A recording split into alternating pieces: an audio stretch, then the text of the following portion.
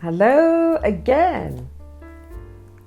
We often get called nuns. It's a kind of shorthand, an easily understood generic term largely arising from a lack of knowledge or having only watched Sister Act, the movie.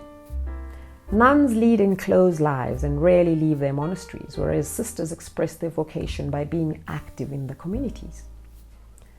Though to make matters more confusing, you call a nun a sister when addressing her. It's more than 40 years since nuns came out of their habits. We were one of the first congregations to have it as optional in the 70s, and yet the media still uses images of nuns in habits to describe all religious life. Now, these are not my words. These are the words of Sister Silvana, written in an article in the Guardian newspaper from 2015. Sister Silvana reminds me so much of Sister Catherine, my A-level maths teacher. She was one of us, but just in a habit. She was one of those teachers who would sit and have tea with us at break time. And I often wondered what she'd look like without her habit. Would she look prettier? Would she tie her hair up, or would she let it down? Did she even have hair? You see, back in the 80s, the sisters could not be seen without their habits except on Seavis days, when one daring nun swapped the habit for one of our school uniforms and we all got to wear what we wanted to wear. But to this day, I still don't know why it was so holy to wear a habit, or what it would have meant if a nun appeared in public without one. You see, nuns were not as scary as people think, I must tell you. I was surrounded by nuns all my life because my parents believed in the education system offered by missionaries in Zimbabwe. Forgive me, please, if I'm using the wrong language here. I know the world has changed, and my daughter would probably call me out for calling my teachers nuns in today's world. Yeah, but our teachers didn't mind being referred to as nuns. We did call them sisters, though. Pani was the headmistress, Sister Pani. Well, we just called her Pani. Well, that's what we called her. But her actual name was Sister Pancratius. Now, she was really scary, and she'd often appear from nowhere.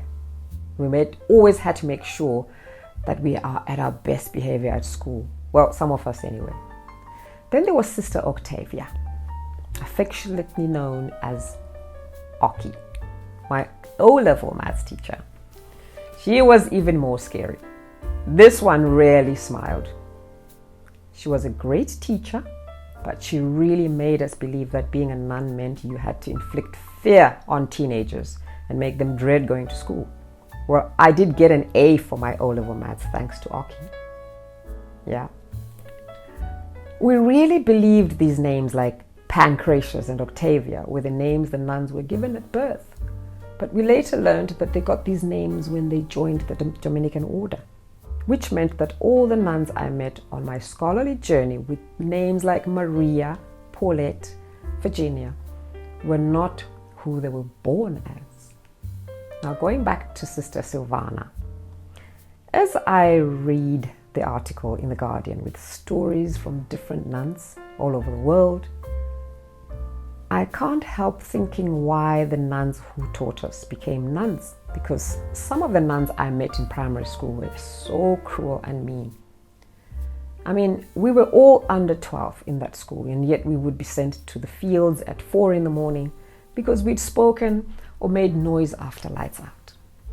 Anyway, in my adulthood, I later discovered that some of the nuns became nuns to run away from poverty or to get an education. It wasn't really a calling for them. It was a way out of a life they did not desire. Others were simply brought up to become nuns, and then there were those that genuinely wanted to serve. Now, since most of my high school teachers are no longer alive, I can't ask them why they became nuns. So I want to read more stories like Sister Silvana's story in The Guardian and find out why women wanted to become nuns. I would have liked to find out from my teachers. I would have liked them to write their stories, to tell us their stories about their journey, what made them become nuns. But there's one thing I'll tell you, and that I'm very grateful for, and that is that our nuns were great teachers. They may not have offered us much in terms of social skills, but I made it to university because of the grades I got from learning from these nuns. Well, this is the month of March, and March is Women's History Month. And I've just relived my history with 26 women I shared a classroom with in high school. 26 women who were taught by nuns with me. We came from different racial and social backgrounds in a time when our country was racially divided, but we stuck together through that difficult time. Last week we gathered for our 40th high school reunion at a very special place in our beloved Zimbabwe, a place that is our shared heritage, the mighty Victoria Falls. We shared our memories with the nuns, and we told our life stories. We laughed and we cried.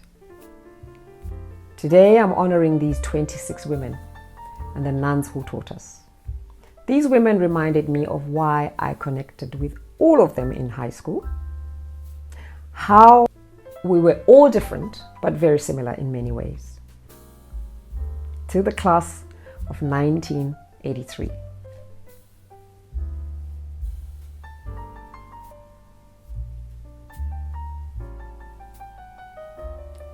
Till the next episode, bye bye. Bye bye.